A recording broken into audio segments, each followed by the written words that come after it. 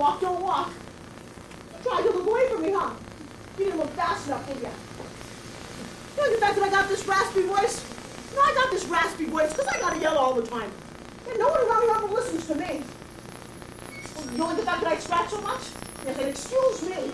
I scratch so much because my neurons are on fire. And I admit my smile is not at its Pepsi and best. I think my caps must have somehow gotten osteoporosis. And if my eyes would be twirling around like fruit flies, that's just the better to see you with, my dearest. Hey, and where you going?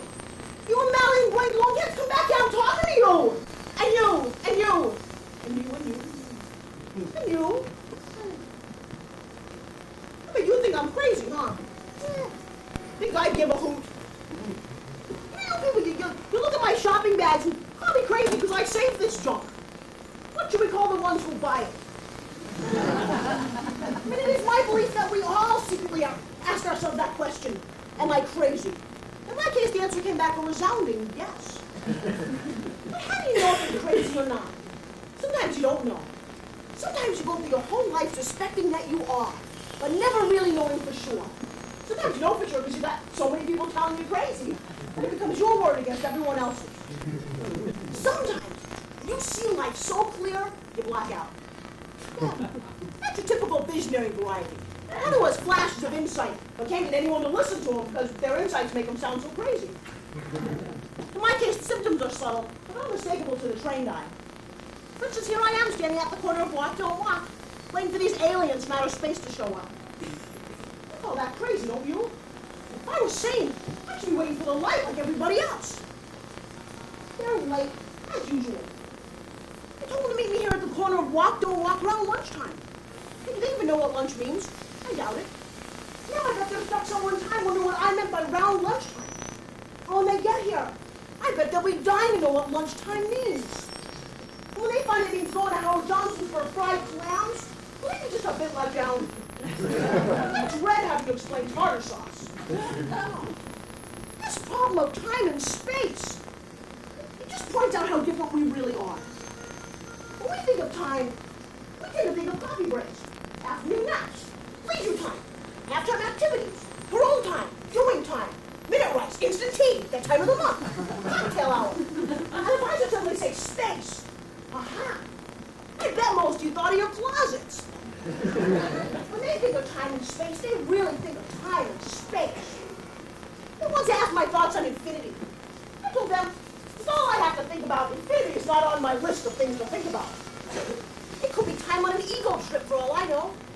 After all, when you're pressed for time, infinity may as well not be there.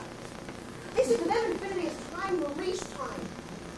Frankly, personally, infinity doesn't affect me one way or the other. Yeah, you think about infinity too long, you put those start waving back. I don't ever want to sound negative about going crazy. I don't want to over-romanticize it either. But frankly, it's the best thing that ever happened to me. I don't say this for everybody. For me, it came at a time when nothing else seemed to be working.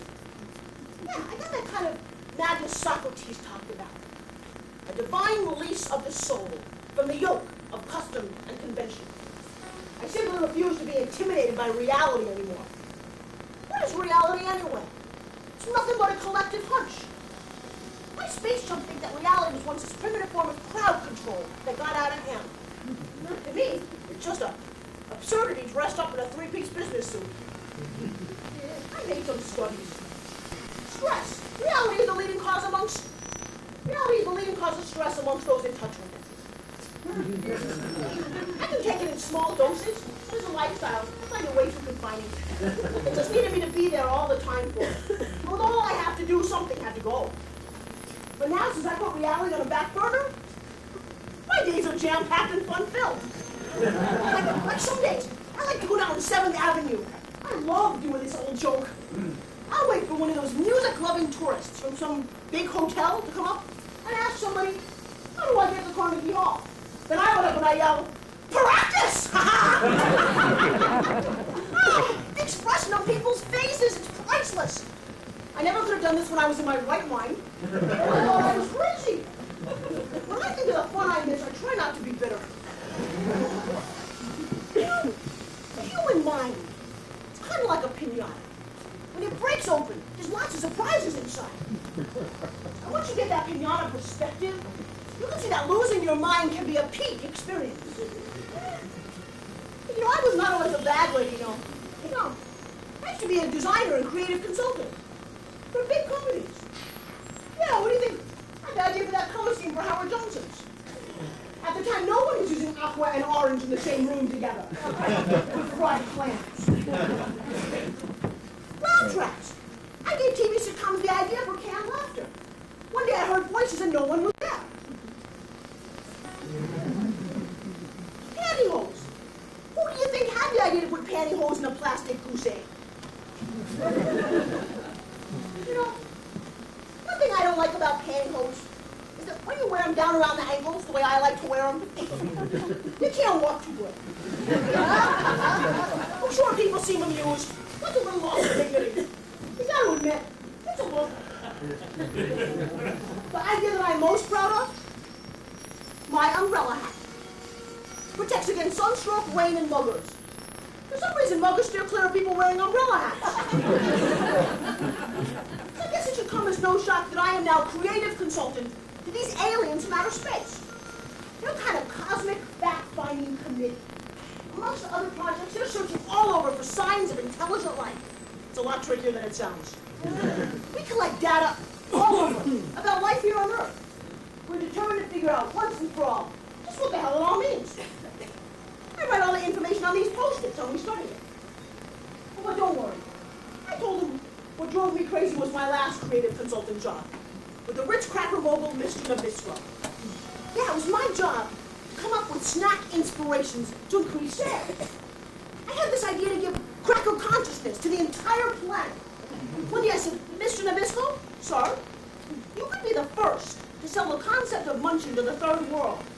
You got countries, an untapped market there. Countries got millions and millions of people don't even know where their next meal is coming from. So the idea of eating between meals, something never occurred to them. I heard myself saying that. Must have been when I went off the deep end. They were hooking me up. Yeah, I woke up in the nut house. One thing they don't tell you about shock treatments, for months afterwards, I got flyaway hair. And it used to be my best feature. But now, thanks to these shock treatments, I kind of have a new electrical circuitry. Frankly, I think one of the doctor's hands was wet. Now I got like these time-space continuum shifts, I guess you call it. It's like my central nervous system has a patio edition out back. I got this unique hookup with extraterrestrial channels to humanity as a whole. Animals and plants, too. Oh, sure, I used to talk to plants all the time. But then one day, they started talking back. And they said, Trudy, shut up. I got like this built-in Betamax in my head. Records anything. It's like somebody's using my brain to dial switch through humanity. I pick up signals that seem to transmit snatches of people's lives. I hear this sound kind of like static white noise. Then I know it's trance time. My umbrella hat works to sound like this. That's how I met my space chums. I was in one of my trances. I was watching a scene from someone's life, when it suddenly dawned on me there were others in there watching with me. Hey, there's that noise. It must be trance time. I see some skinny punk kid. Got hair the color of Fruit Loops. He's wearing a t-shirt that says, "Leave me alone." But there's a terrible family squabble going on. Or if they're listening to each other, they're all going to get their feelings hurt. I see witches. I see some dark-haired actress on a Broadway stage. Yeah, I know her. I essentially see her on cable TV all the time.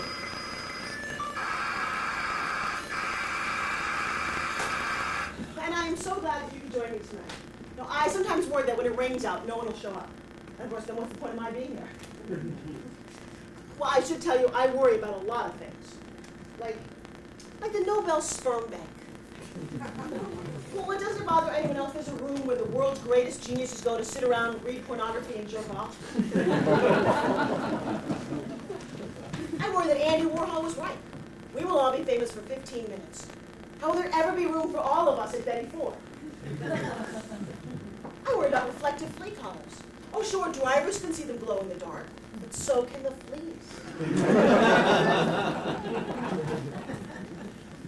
I worry if olive oil comes from olives and peanut oil comes from peanuts, where does baby oil come from?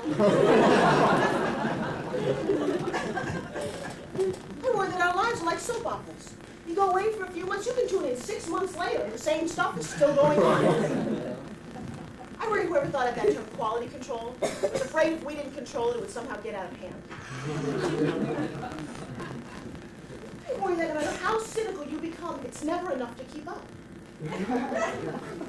I worry, where does tonight fit in the cosmic scheme of things? And then I worry maybe there is no cosmic scheme to things. Well, God, switch me out of that. I got no worries of my own. See, these trances are entertaining, but they're highly distracting. Because it's like someone else has the remote control. And if that pause button should somehow get punched, I could have a neurotransmitter mental meltdown. Causes lapses of the synapses. You forget things. Never underestimate the power of the human mind to forget. Like the other day, I forgot where I put my house keys. And then I looked everywhere for them. And then I remembered, I don't have a house. I forget more important things too, like the meaning of life. I forget that. And I'm sure it'll come to me. Let's just hope when it does, I'll be in. My space sensei Trudy, we're having so much fun since we began time-sharing in trances. We see now that the human mind is so strange. I said to them, that's nothing compared to the human genitals. Oh, and aside from my trances, they love going through my shopping cart here. The other day they came across this box of cream of wheat. And I said, yeah, box of cereal. They said, no, picture of infinity. Well, because you know how on that box of cream of wheat is a picture of that guy holding up a box of cream of wheat. And on that box, a picture of that guy holding up a box of cream of wheat. And on that box, a picture of that guy holding up a box of cream of wheat. They think so different from us. Oh, but some things they can't grasp because they simply don't have our frame of reference. Like I showed them this can of Campbell's tomato soup. And I said, this is soup. Then I showed him this picture of Andy Warhol's painting of a can of Campbell's tomato soup. And I said, this is art. Soup? Then I shuffled the two behind my back. Okay, what's this one? No, this is soup. This is art. There's that sound again. It must be trap time. Hey, I see Suburbia. She's some woman, housewife. Hey, I've seen this woman before. She's that woman who used to sell Tupperware.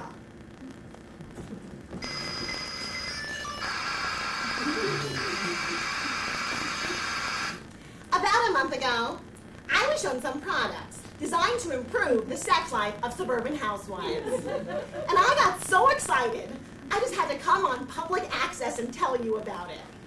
Now, to look at me, you would never suspect that I was a semi-non-orgasmic woman. Well, that means it's possible for me to have an orgasm, but highly unlikely. See, to me, that term sexual freedom, that always meant freedom from having to have sex. Oh, but then came along good vibrations. Was I surprised? Now I am a regular cat on a hot tin roof. Now, as a love object, it surpasses my husband Harold by a country mile. Oh, but please, it's no threat to the family unit, no. Think of it as more of a hamburger helper for the boudoir. But you can't afford one, you say? But you can't afford not to have one, I say. Why, the time it saves alone is worth the price. I rank it up there with Minute Rice, Ready Whip, and Pop-Tarts. Ladies, it simply takes the guesswork out of making love. But doesn't it kill romance, you say? And I say, what doesn't? So what'll it be? This deluxe size model? Oh, or this little handy purse size one for the woman on the go. See, this fits anywhere. And it comes with a silencer to avoid curious onlookers. Oh, but what about the guilt, you say? No, that used to trouble me. When I used to feel guilty about using a cake mix instead of baking from scratch, I learned to live with that. I learned to live with this. I hear music. I see some aerobics class. I see some woman. She's the only one wearing clanking earrings and dangling bracelets.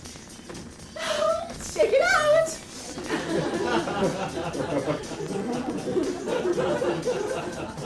I've been on 4 job interviews today, Eileen. I have 1 more to go.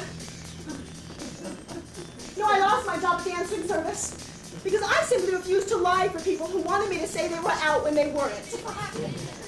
Yeah, integrity is not a required skill. But some of my job problems are not my fault. I know this may sound like a cop-out, but I'm dyslexic, they tell me. I can't type, file, or spell well. No, and it's hard to type if you can't spell. It's hard to file if everything that you type looks like alphabet soup. All my life, I've always wanted to be somebody. Now I see I should have been more specific.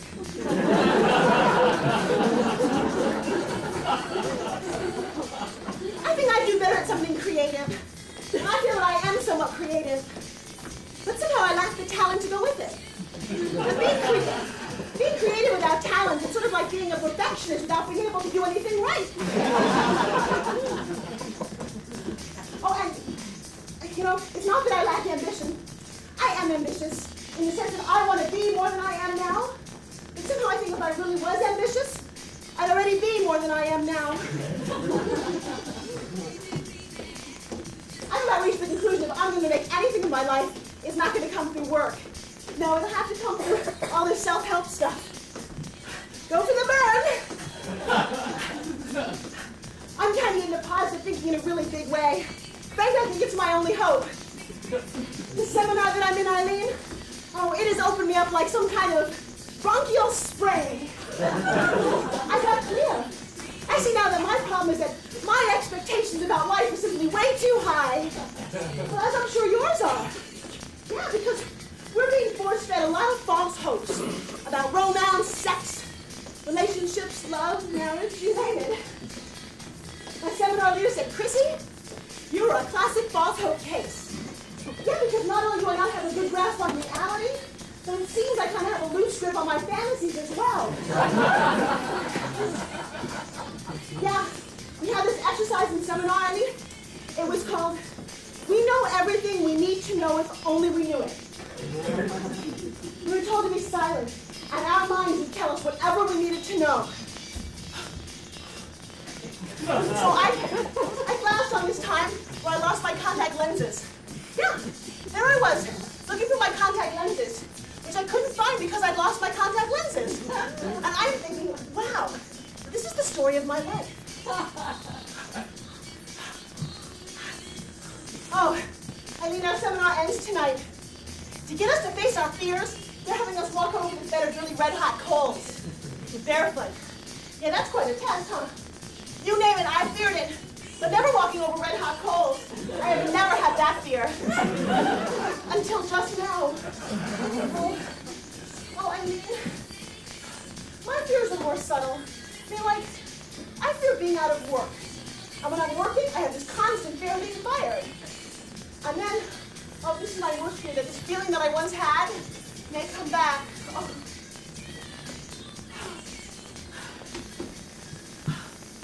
Once, I've been wanting to tell somebody this for a very long time. Once I came this close to committing suicide. Yeah, that's how down low I felt. But one thing stopped me. Fear. Yeah, I was just too afraid. I think if I ever did commit suicide, I'd have to be so desperate. I wouldn't even let the fear of suicide stand in my way. Of course, if I could conquer a fear like that, I bet I could conquer all my fears. Wow. But here's the really ironic part. If I could conquer all my fears, I wouldn't be afraid. If I wasn't afraid, I'd really want to live. Only by then, if I conquered my fear of suicide, it might be too late. I might have already, done it. Oh, I mean, sometimes to make any move at all just seems totally pointless. Oh, I bet the worst part of dying is that part where your whole life passes before you. Yeah. I hope I don't ever feel that down and low again. I feel pretty up about the work I'm doing on myself. Yeah. Maybe these seminars really are helping. They've certainly done more for me than any job I've ever had. But I don't want to be this seminar hopper, like this ex-friend of mine. She never had time for anything except self-improvement. And once, behind my back, she called me an upwardly immobile asshole. And then to make matters worse, she said it to my face. Well, that's it. I get enough insults on job interviews. Eileen, I used to be so sensitive that I would just have to think of the Kennedy family, and I would burst out into tears. I'm not so sensitive anymore. I don't hardly ever burst out into tears. And I hardly ever think of the Kennedys anymore. Hey, maybe these seminars are doing good for me, huh? Okay, bye. See you tomorrow. Wow. How they lied about this club, huh? The place to get thin and meet good-looking men. Most of the good-looking men here are busy looking at themselves. I haven't even gotten a date for cappuccino. But I keep coming. I keep telling myself I'm keeping fit and staying thin. Oh, but who am I kidding? I pig out one week and I starve the next. I have gained and lost the same 10 pounds over and over again so many times. My cellulite must have deja vu. And all this nonsense about exercise releasing endorphins. I've not felt so much as one endorphin being released. Once again, false hopes. Hey, but if it wasn't for false hopes, I bet the economy would just collapse. Oh, I gotta keep going. One more job interview, I could get lucky. This one requires no skills. I'll just be hooking up people to biofeedback machines. At least I won't be lying to them. Well, Slinky Dinks, I'm out of here.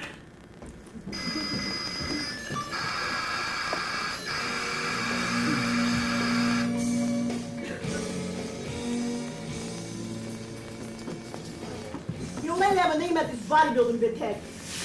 A lot. Like, what's the point of being a health nut by day if you're a cokehead at night? What worries me, man, I'm getting burned out on both.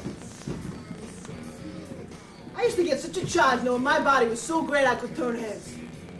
Now I send some girl digging me, I don't get so turned on. Instead I get this trap feeling. The thought occurs, Ted, what if I run out of things to get off on? Yeah, I mean, even sports. Yeah, sure I still watch the game. I don't root so much no more though. Just watch. I was rooting that made the whole thing worthwhile. You know what's the same with sex? Yeah, my sex urge is still industrial strength. But where's the desire? I mean, I miss the disco days, man. I feel about the disco days the way hippies must feel about Woodstock. I blame a lot of what I'm going through on Penny. Man, this divorce thing is really throwing me for a loop. You got a minute? You mind if I talk to you? Christ, how do you know what's a good lover nowadays and what ain't? Every time you turn around, there's a new erogenous zone you gotta go explore. Vaginal, clitoral, X marks the G spot. Back of the knee. You know, these days a guy's gotta get his cock hooked up to an Apple computer. You know, I was no angel. You know, just one time, Penny was home pregnant. Yeah, she wasn't feeling too good. A lot of tension, we just moved. I go into this disco to decompress. I see this chick there, Marge. Hard-looking chick, man, I'd seen her before. We do some coke. I mean, it seemed the innocent enough at the time, right? She keeps coming on me. And in a moment of weakness, I went with her.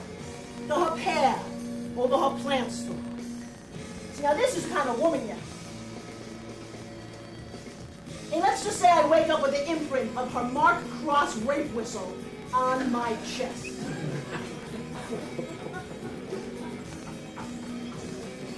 She asks me all kinds of questions about myself. She wants to know my special talents, my IQ. Oh, she digs the fact that I got these eyes like David Bowie. Well, you never noticed it? Check it out. One green and one blue. Turns out, man, she wants me to be this sperm donor to these two friends of hers who want to have a baby. I said, sure, why the hell not? Kind of in a weird mood. Then she takes out this turkey baster. She wants me to ejaculate into it. I mean, I freaked out at first, but you know, she explained it and it made perfect sense at the time. I got caught up in the moment, drugs and all. Then I come down, boom. The guilt hits me like a karate chop. I'm thinking of Penny home pregnant. Yeah. I go home and I tell her everything. When we made this pact, we wasn't going to let no lies start piling up between us. Telling her, big mistake. Yeah, because I'm thinking she's, you know, going to forgive me, we get back on track. And I should let those lies pile up. The one time I make a conscious effort to be honest, and it blows up in my face. Yeah, a few weeks later, Penny has the baby. Oh, you want to see something? Check this out. Here. Polaroid. Nurse took this at the moment of my son's birth. Yeah. You know, that's me and Penny in the delivery room. breathing like two hippos with a chest cold. No, I was right there. Penny wanted that bonding thing that's supposed to happen. Yeah, that bonding thing happened though, right? Because a few years later, so did the divorce. Wait, check it out. See that Paulie Jr.'s head peeking out right there? See, now ain't that something? See, now I can see the beauty of this. But at the time, all I wanted to do was throw up. Anyway, Penny's remarried. She moved to Georgia. And I haven't seen little Paulie in, I don't know, too long. But lately, I've been thinking about Marge and these friends of hers. And do I got this secret kid or not? Chances are I do, because I probably got a sperm count like the national deficit. There's this one time that I am watching the TV, and I see this child prodigy, genius, yeah. He's playing the violin like he is possessed. I mean, I'm ready to turn the channel when it hits me, bam, like a karate chop. This kid looks like me when I was his age. And I'm thinking, whoa. I mean, I even get so close, I want to see, does he got one green eye and one blue? I could swear he did. So I go and call the TV station. You know what? They don't take messages like that. Yeah.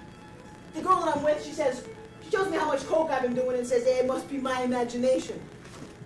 And I can't help think, what if? One time, I got so obsessed, I went back to that plant store. Yeah, I figured I was going to ask Marge, do I got this secret kid or not? Turns out at the plant store, all they can tell me is, Marge is dead. Blew me away. I mean, she could be the godmother to my kid. You know, Ted, I get these psychic flashes sometimes. I'm thinking all except for the genius part, that kid could be mine. Well, I am really psychic. Yeah, you know, sometimes I will watch a rerun of The Twilight Zone. Yeah. And I'll sense somehow, before it begins, which episode it is. Lately I've been thinking, do I got this secret kid or not? And if I do, what's he like? Is he happy? Did that bonding thing happen? Does he have a proper male role model? I wonder. Did you ever get the feeling like somebody's on your wavelength? That's how I must feel. Hey, I see a rich woman, elegant type. Fendi bag looks like. Beautiful hands. All except for her left hand. The little finger has no tip. She sits in some beauty salon, very impatient. Hey, could be that one in Tramp's Tower.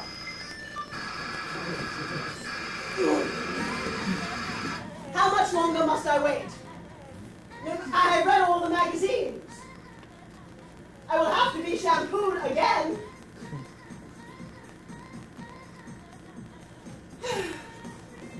Lonnie?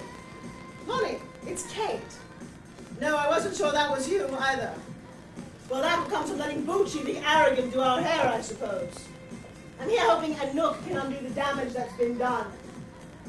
I mean, what is this? This side ends well above the left ear. This side ends sort of at my collarbone. I mean, I said to him, Bucci, please. Nothing too radical. But by that time, this side was already too radical. Which is what makes this side look less radical. And I have gotten scads of compliments. Especially when they see this side. And not that side. Oh, I'm sick of being a victim of trends I reflect, but I do not understand. You know, coming here today was so humiliating. People in the street were actually staring at my haircut. People I normally intimidate. You know, I'd like to say to him, Bucci, if you insist on calling yourself an artiste, why don't you move to Palm Beach and do oil potions? No, I've never actually said that to him. Can you imagine what I'd look like if I said that to him? But I do like what it does for my cheekbones. One of my cheekbones. But my left ear juts out right when this cut is most radical. Oh.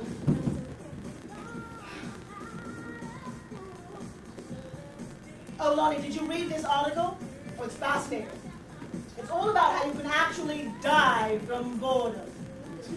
Oh, it's a slow, agonizing death. They've done studies. Well, haven't you ever used that expression, I am dying of boredom? I use it all my life. You know, it says if you use it that often, that may be exactly what's happening to you. And even as I was reading this very article, I kept thinking, in the back of my mind, how boring. Oh, guess who was at Raphael's last night? There was was not her husband. No, I will not tell you. Guess. All right. She's someone that you know rather well. Now, can you guess? Her left ear juts out. Yes, I am having an affair. But not for long, I think. It's one thing to tolerate a boring marriage, but a boring affair makes no sense.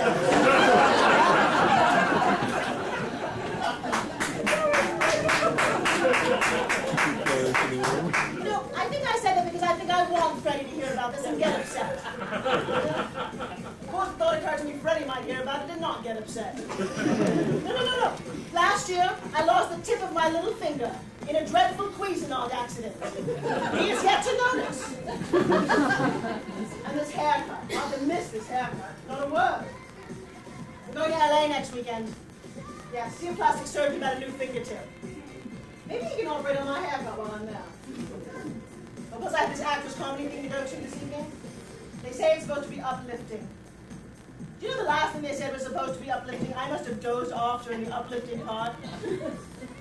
Am I getting so jaded that I can't be uplifted? Or do I find being uplifted ultimately boring? Oh, that is really cheating. I can just see me tonight. I'll be one big yawn with a bad haircut. No. Do not touch that article. I'm going to rip this article out, Xerox it, and give it to all my friends, now that I know what's wrong with us all. But did you read it? It says, people who have everything, they suddenly stop wanting anything. Well, it's called rich people's burnout. And if Town and Country is writing about it, a magazine not known for its psychological insight, it must be the epidemic proportions, don't you think?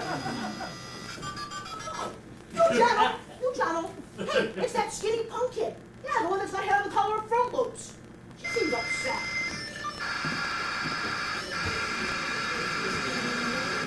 Oh, Charlotte, listen, it is vital that I stay over your house tonight. No, don't ask me to explain. Well, can't you make your mom just let me stay over? Can't you force her to say yes? Charlotte, my parents think that you're a bad influence on me, too. Well, just for that, you are out of my life. You are herstory. You are crumb de la crumb. But make sure you bring my tapes to the Unclub tonight. Yeah, or I will sue you for all your worth. It is vital. Charlotte? What are you eyeballing, you spat? Can't you see I am on this phone? Yeah. And don't touch that parakeet. That one in that cage, that's mine.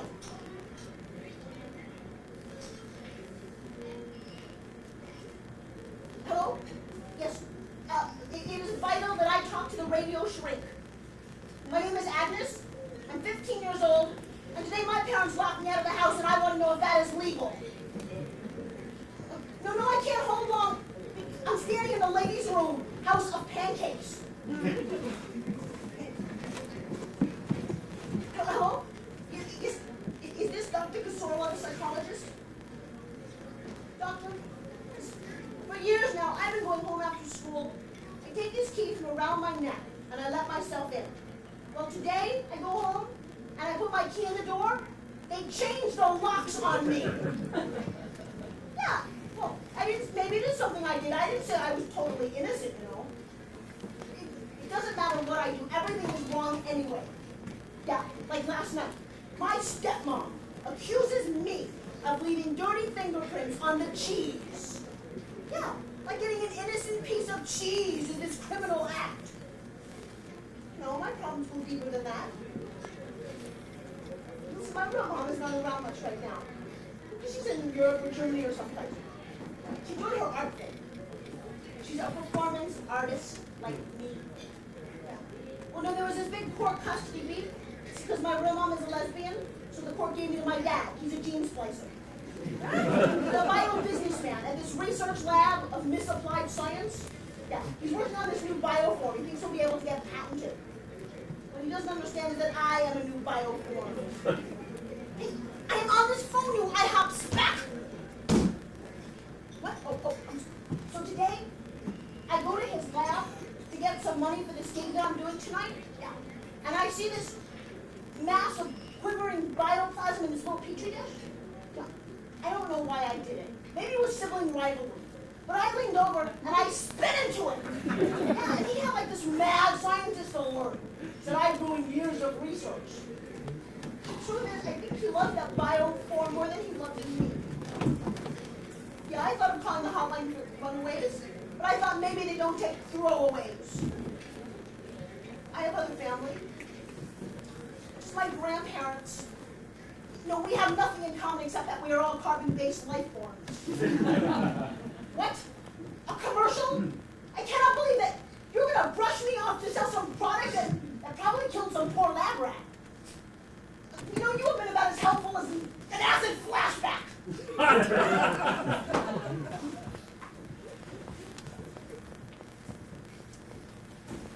Oh, no.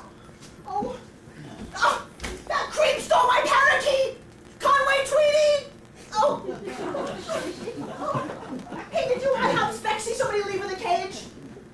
No, you all saw me come in with a cage. Stop staring at me with those blueberry syrup mustaches. Hey, I see an older couple in suburbia. They're watching TV. They're watching that woman who used to sell Tupperware.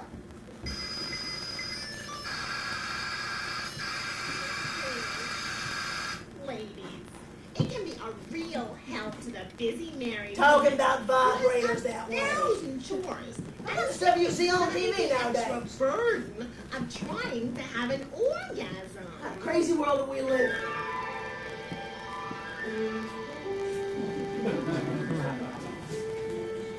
Lud, do you remember that quote? Now, who was it who said that quote? About, oh, you know, you remember? Marie, did you hear what you just said? Well, I reckon so. I just said it. What?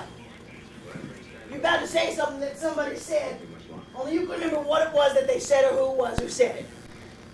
And then I suppose that never happens to you now, Lud, does it? That never happens to him, does it, for nothing? No.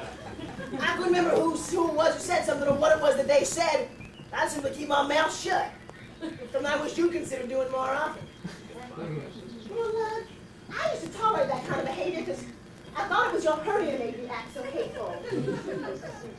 But I just let you walk all over me. You know, Janet used to say to me all the time, she'd say, Mama, come with me to this consciousness raising group. And I'd say to her, oh, what would I do in a consciousness raising group? I missed out on that. Like I missed out on everything else. Marie, do you know what your problem is? Yes. You? No. You can't concentrate.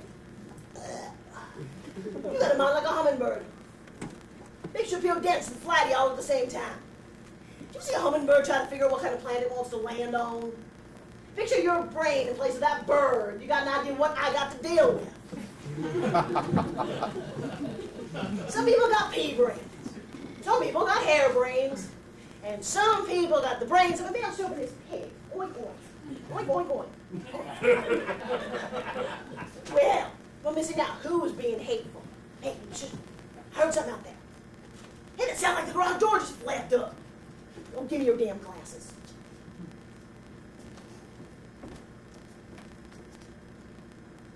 Hurry, there's something glowing out there. And it's coming up the driveway.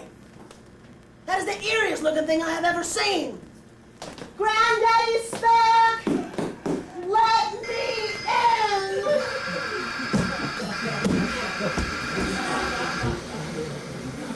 This is soap and this is art. Soap, art, soap. Oh, so that's cream of wheat. This is soap, this is art. We got a gas soon. We're off to Stonehenge. I like to plan one peak experience a day. When you got aliens in from out of town, you gotta do something special. I love traveling with them. They travel faster than the speed of speed. To them, a journey of 1,000 miles begins with bio-astral projection. I said, so you folks believe in astral projection? They said, Trudy, if something's true, you don't need to believe in it. I'm talking in advance. They can be in 3 different places at once and still be one with the universe. But they are just about perfect. Except for one weak spot, their personal physical appearance. They kind of look like A gelatinous mass of ribonucleic acid has been poured out of the jello mold too soon. Plus I got no eyelids. That alone would drive me up a wall. We've been delving into the history of humanity. I am a mound of information. Like the other day, we discovered the first time humankind ever made an ass of itself. And then we discovered evidence of the first time humankind ever laughed. Guess what? We first made an ass of ourselves the day we first laughed. Or vice versa. Oh, whatever. Hey, and around that time, as soon as we began laughing, we began to reflect on ourselves. And around that time, we discovered evidence of the first knock-knock joke. Knock, knock, who's there? We don't know. We're new at this. That's not very witty, but it does give you an insight into the size and shape of Cro-Magnon man's funny bone. You know, I got these Post-its everywhere. I don't know what I'd do without them. Do you want to hear something? Did you know that the RNA DNA molecule can be found throughout galaxies, but everyone spells it different? You are what you think. Geez, that's frightening. What goes up must come down. Just don't expect it to come down where you can find it. Murphy's Law applied to Newton's. Throughout the universe, we humans are the only ones thought to have a Miss Universe contest.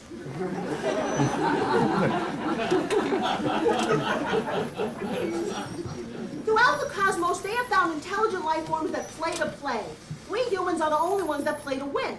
Well, that explains why we have more than our share of losers. You know, they're very critical of us, but they have to admit that we are way out front when it comes to stuff you can make in a blender. Well, hey, do you want to hear one? Do you know what distinguishes us humans from lower life forms? Our desire to take drugs. That one was for you, Tina. Hey, nice outfit you barely got on there. How's tricks? Pun intended. You know, you look beautiful. Yeah. You smell nice, too. I never know what drug you're on, but it smells like you're wearing opium. Hey, do you mind if I sit close? Mind if I sit real close? Hey, do you mind if I lay my head in your lap and look up your nose? Mind if I lay my head in your lap and just take a nap? Oh, Judy, Judy, Judy, now stop messing with me, girl. I am coasting on my own chemistry, and I am volatile. I woke up today, I felt like I had brain surgery done on my entire body. I spent half the damn day trying to figure out what kind of drug did I take to make me feel so wrecked. And I realized I haven't taken anything. Here I am trying to blame some drug for what it feels like to be straight. Girl, I am seriously thinking of doing that detox thing again. I have never been so high as in detox. Because when those chemicals leave your body, they throw quite a bon voyage party. My space chums are very concerned about what chemicals they put into their bodies. Or to use their term, biocontainer. We were having coffee one day. They got the strangest look on their faces. They pointed to the label on this non-dairy creamer. And they said, Trudy, this is exactly what we are made out of.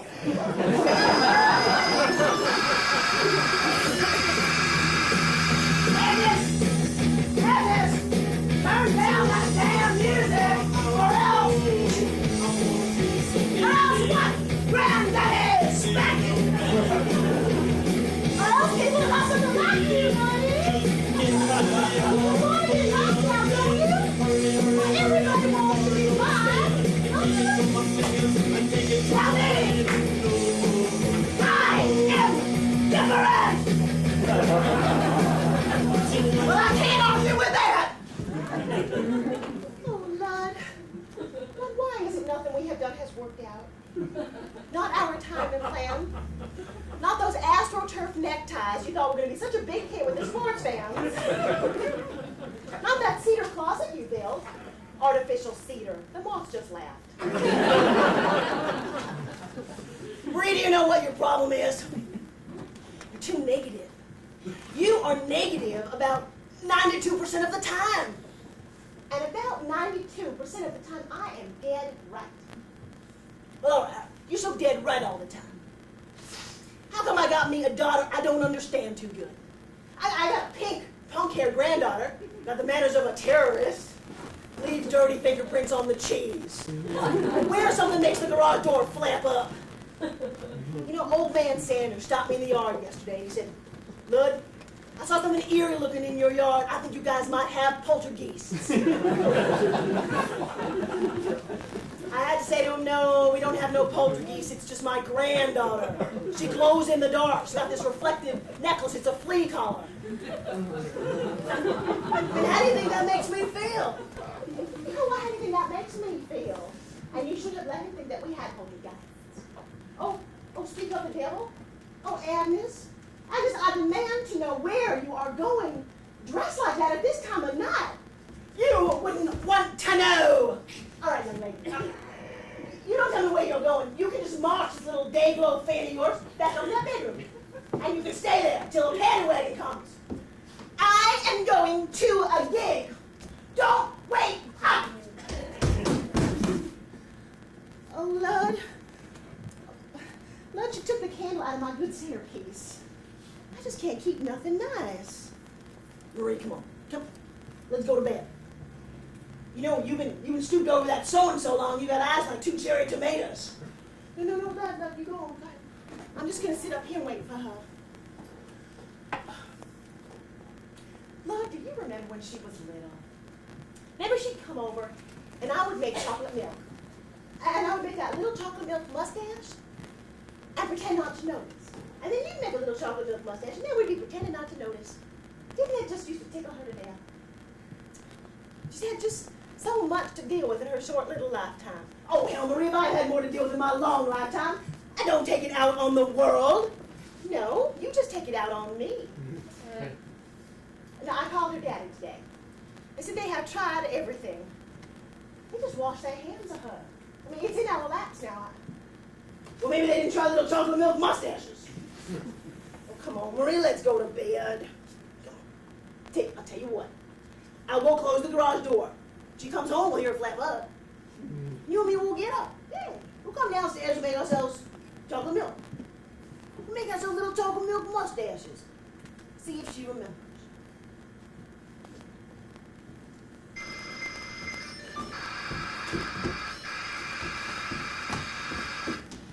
I am getting my act together. And I'm throwing it in your face. I want to insult every member of the human race. I'm Agnes Angst. I don't kiss ass and I don't say thanks. Tonight will be a night of sharing for the sharing impaired. Because we are all soulmates after all, in the vast cosmic dustbin of intergalactic space. The universe contains at least 100 billion galaxies, and each galaxy contains at least 100 billion stars. But we are but microspecks on spaceship Earth. So the fact that my parents threw me out of the house today, and someone stole my parakeet, should mean very little in the scheme of things. But no, I'm quite upset about it. I'll boldly go where no punk has gone before. Suburbia.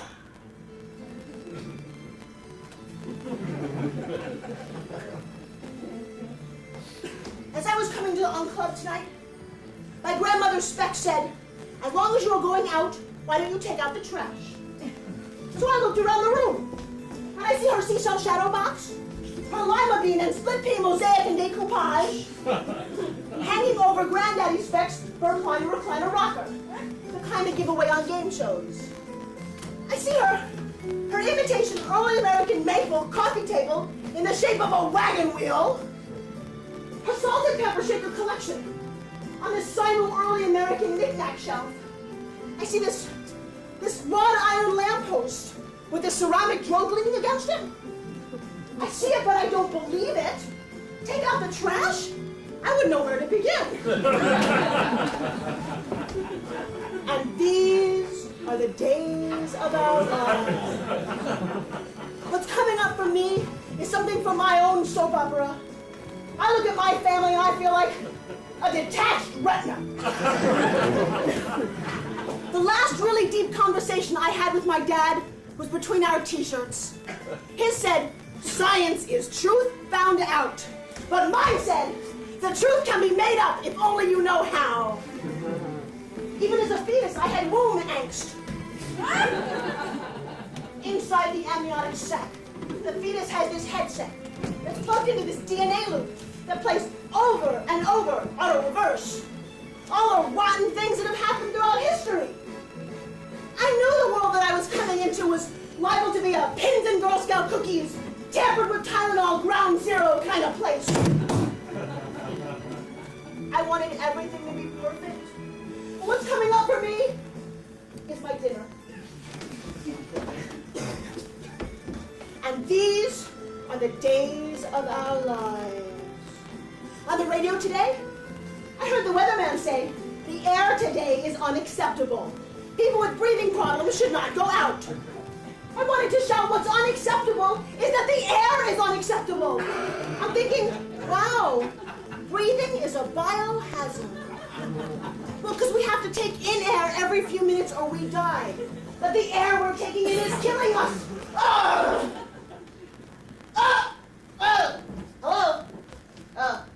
That was the music cue, you techno nerds! Oh.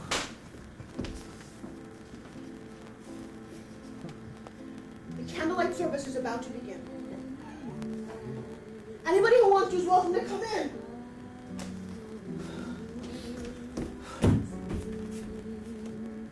Oh, before I forget, I have to share something with you that's vital. I found this self-help book today in the trash can outside the ladies' room, House of Pancakes. It's called Will by G. Gordon Liddy. He was master of the Watergate caper and my new guru. He said, while holding his hand over a lit candle, the trick is not to mind it.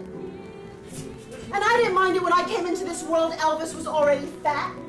And I didn't mind when I heard that Ozzy Osbourne bit the head off a bat. And I don't mind that I was born at the time of the crime known as Watergate. Must have missed out on most things that made America great. But I don't mind it.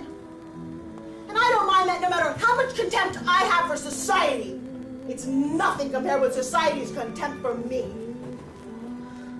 And I don't mind that phrase, truth in advertising, that's probably just some lie started by some guy in advertising. And then I don't mind that there's no more avant-garde, but my mom took it pretty hard.